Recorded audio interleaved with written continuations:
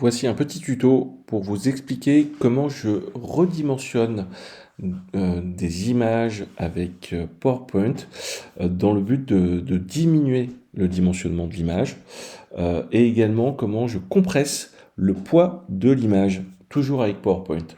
Donc je vais aller chercher une belle image que j'ai trouvée sur Internet. Voilà, un joli coucher de soleil. Alors c'est une image de grande taille, elle fait 6 mégas. Donc autant dire que si je l'utilise dans un logiciel tel que Sendinblue pour agrémenter une newsletter, eh bien j'aurai une image énorme, absolument pas lisible, et en plus qui fait plus de 4 mégas.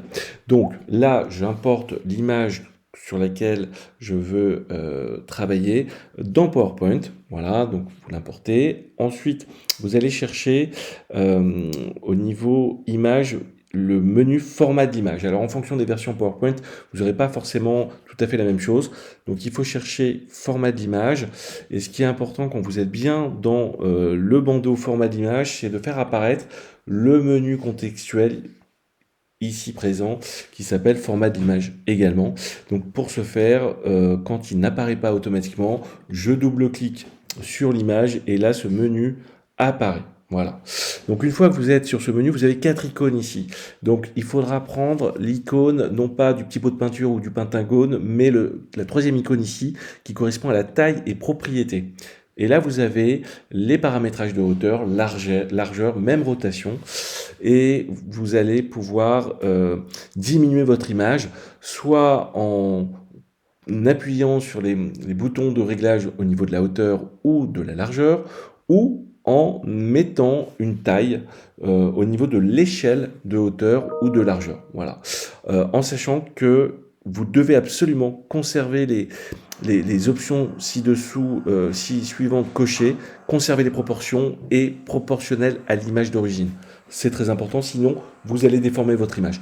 Donc moi, je vais diminuer de moitié l'image, donc je vais faire voilà 25%, on va dire. Allez, je diminue un peu plus de la moitié.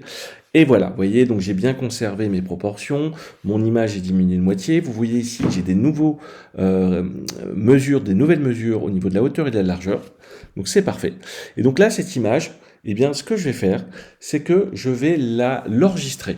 Donc je mets ma souris sur l'image, je fais un double clic, enfin un clic droit, pardon. Et là, j'ai ce menu contextuel qui apparaît et je fais ici enregistrer en tant qu'image. Là, je vais la renommer, donc je vais mettre image light, voilà, je l'enregistre, et ça y est. Et donc là, j'ai fait en une opération deux coups, à savoir que j'ai diminué le dimensionnement de mon image, mais j'ai également diminué la taille de mon image. Si je vais voir dans mon dossier, je trouve bien la première image qui était, vous voyez, à près de 6 mégas, et ma deuxième image qui ne fait plus que 689 kilooctets.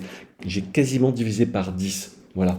Et sachez que si vous ne souhaitez que réduire le poids de votre image, dans ce cas, vous faites la même opération, mais vous n'allez pas sur le menu ici de redimensionnement. Vous n'avez juste qu'à importer votre image dans PowerPoint, clic droit et faire enregistrer sous votre image et automatiquement elle sera réduite de près de 10 fois au niveau de son poids. Voilà, bah, écoutez, j'espère que ce tuto vous aura plu et qu'il vous aidera grandement dans vos tâches. À bientôt!